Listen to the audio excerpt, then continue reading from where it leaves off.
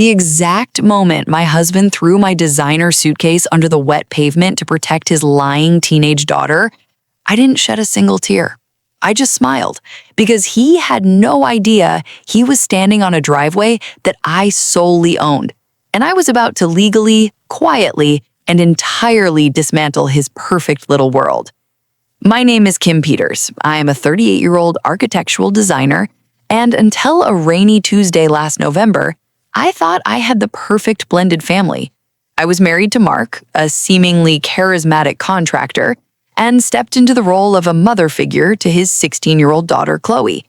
Let me be clear, I never tried to replace her biological mother. I respected her boundaries. I paid for her cheerleading camps, bought her the newest iPhones, and spent my weekends helping her with college applications. To the outside world, we were the modern American dream. But behind closed doors, Chloe was a master manipulator, and Mark was entirely blind to it. The tension started as a slow leak.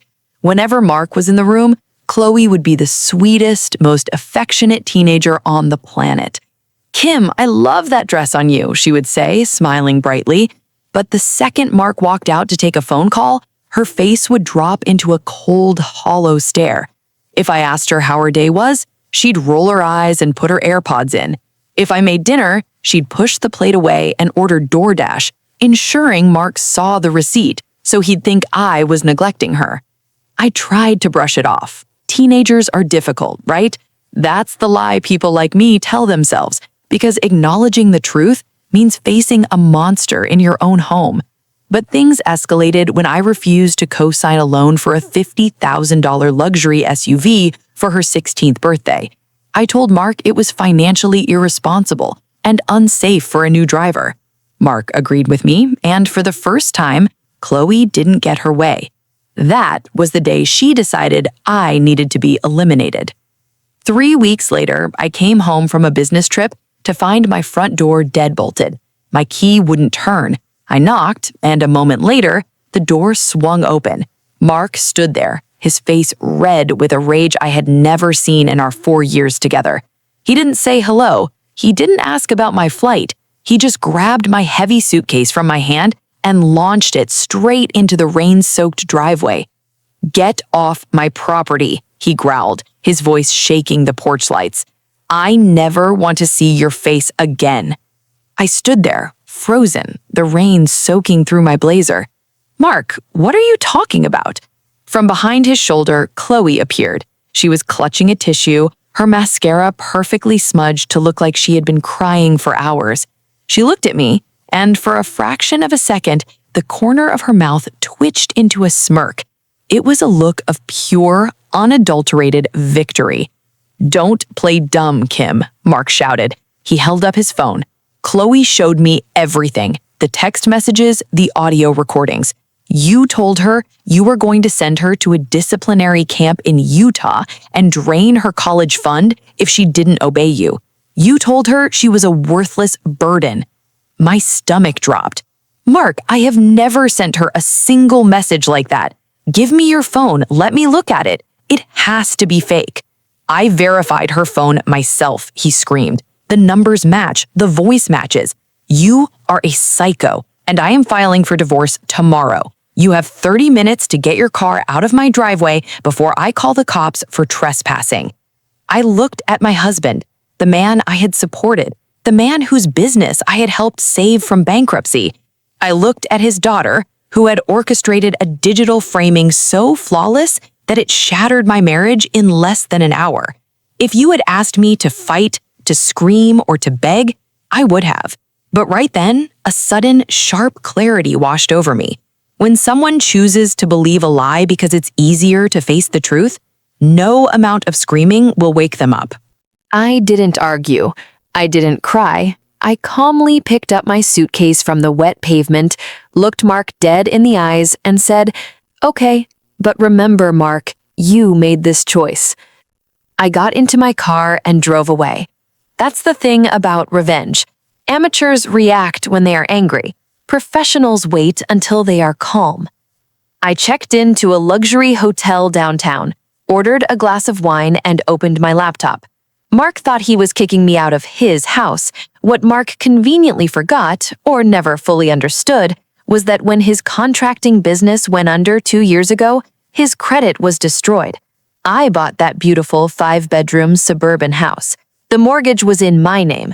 The deed was in a private trust controlled by me. He just paid the utility bills. But I didn't just want my house back. I wanted absolute, undeniable justice. The next morning, I didn't call a marriage counselor. I called Patricia, the most ruthless family law attorney in the state. And then I hired a high-end cybersecurity investigator named David. You see, the text messages and audio recordings Chloe used to frame me didn't make sense. Deepfakes and spoofing apps leave digital footprints if you know where to look. I handed David my phone, my iCloud backups, and my laptop. Find everything, I told him. For a month, I lived in silence. Mark sent me a barrage of angry texts demanding I sign over my assets to compensate for the emotional damage I caused his daughter. He paraded his victimhood all over Facebook, telling our mutual friends how he had to protect his little girl from his evil, toxic wife. I didn't reply to a single text. I didn't defend myself online. I let him dig his own grave. Silence is the ultimate weapon against a narcissist. It drives them crazy when they can't control the narrative. 3 weeks later, David called me into his office. What he found wasn't just proof of my innocence, it was the key to Mark's absolute destruction. "Kim, you were right," David said, turning his monitor toward me. "Chloe used a premium spoofing service to fake those text messages and an AI voice cloner to create the audio. I traced the IP address of the app purchases directly to her laptop." He paused, sliding a thick folder across the desk. But that's not the best part. When I dug into the network logs to find the spoofing app, I found a massive trail of financial wire transfers. Chloe hasn't just been faking texts. For the last 6 months, she has been illegally accessing Mark's business accounts.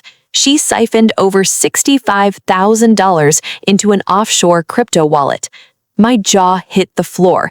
The designer clothes, the expensive trips with her friends, the luxury lifestyle she suddenly had. Mark thought she was just an influencer making brand deals. She was stealing him blind, and she framed me to get me out of the house before I could notice the missing money. "Can we prove it?" I asked, my heart pounding with a dangerous kind of excitement. "I already have the IP logs, the crypto wallet IDs, and the bank transfer receipts. It's a slam dunk." I took the folder, drove straight to my lawyer's office, and drafted the divorce papers. We invited Mark to a mediation session under the guise of an amicable settlement. Mark strutted into the conference room looking like he had just won the lottery. He sat across from me, crossing his arms, looking completely smug. "I'm glad you finally came to your senses, Kim," Mark said with a fake, arrogant sigh. "If you sign over the house and give us a lump sum of $100,000, I won't press charges for what you did to Chloe. We can just walk away." I looked at him. I didn't feel anger anymore. I just felt pity.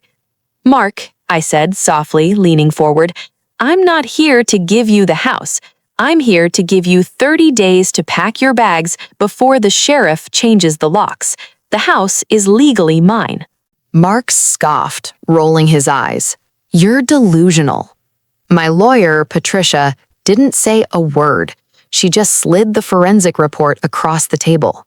"What is this?" Mark asked, his brow furrowing as he flipped it open. "That," I said, my voice perfectly steady, "is the digital footprint of the spoofing app your daughter used to fake those text messages and audio recordings. It proves, undeniably, that I never sent them." Mark's face lost a shade of color, but he shook his head. "This is a trick. You forged this."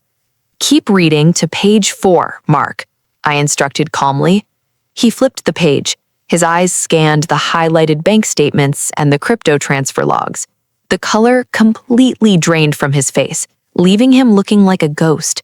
His hands started to shake. What is this?" he whispered, his voice cracking. "That is the $65,000 your precious daughter stole from your business operating account over the last 6 months," I said, watching the realization shatter his reality. She framed me to get me out of the house because she knew I was auditing the business taxes next month. She didn't want a protector, Mark. She wanted a scapegoat. Mark sat there, hyperventilating. The smug, arrogant man who had thrown my luggage into the rain was gone. In his place was a broken, bankrupt man who just realized he had traded a loyal wife for a deceitful thief. "Kim, I didn't know," he choked out, tears pooling in his eyes. "I swear to God I didn't know. Please, we can fix this. I'll send her to a program. I'll get the money back. Please don't do this to me." I stood up, buttoning my blazer. "There is no we anymore, Mark. You made your choice on the driveway that night. You wanted to protect your daughter? Congratulations, she's all yours." I walked out of that conference room and never looked back. In the months that followed, Mark's life imploded. The missing $65,000 meant he defaulted on his business loans, forcing him to declare bankruptcy. He had to move into a tiny 2-bedroom apartment on the bad side of town. Chloe, stripped of her stolen wealth and facing a father who finally saw her for what she was, became a nightmare to live with. Their relationship completely disintegrated. As for me, I legally evicted them from my house, sold it for a massive profit, and moved into a stunning penthouse in the city. My architectural firm had its best year yet. Sometimes people will try to paint you as the villain in their story to hide their own guilt. Let them talk. Don't waste your energy trying to convince people of your worth when they are committed to misunderstanding you. Use that energy to build your fortress. Gather your facts, protect your peace, and remember this: you don't always have to fight the fire. Sometimes you just step back and watch them burn their own house down. Revenge doesn't have to be loud. It doesn't have to be cruel. The most devastating revenge in the world is simply walking away with your dignity, your success, and the absolute certainty that they will have to live with the consequences of losing you forever.